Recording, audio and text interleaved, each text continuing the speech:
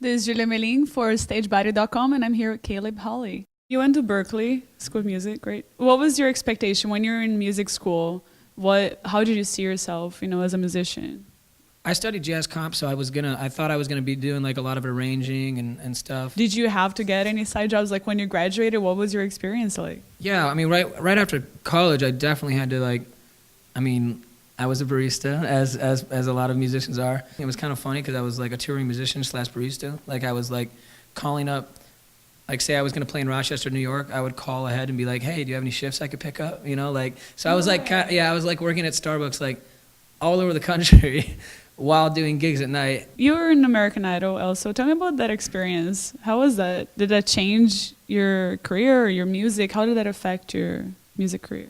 It was really a blast for, I got on like TMZ and all sorts of stuff. When I got kicked off, because, obviously I didn't make it to the live part, but I remember I was playing a gig at like a college, and I remember like everyone was so excited because it was like Caleb Hawley from American Idol. Like nobody knew if I was going to make it far or not, and like I knew I was getting kicked off. That's the funny part. I just didn't want to tell anybody because I wanted them to like think I was cool for as long as they could think.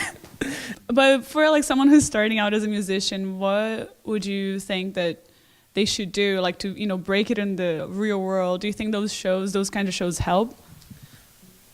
Yeah, it definitely is helpful. I mean, but it just depends on what you want. It depends on who you want to be playing for and what you want to be known for as an artist. And I think that like the only bummer about American Idol is that like people start to, oh, it's that Idol dude. Oh, he's on Idol. And it's really hard to separate yourself from that and kind of become like your own artist. So tell me about your new album.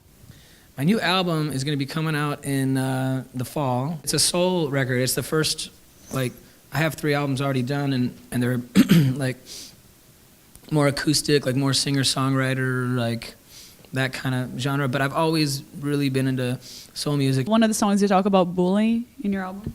Yeah, well, that's the single. It's called Little Miss Sunshine. You don't have to be like them. Yeah, you don't have to try to fit in.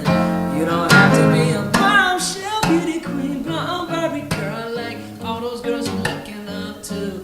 Cause I like your Little Miss Sunshine. Sometimes out of line, cause don't be nobody but you. You just gotta use whatever you got. Never try to be somebody you're not. It was just, truth is, like, my niece reminded me of the girl, of like the star in that movie, because she's just kind of odd, she's kind of quirky, and I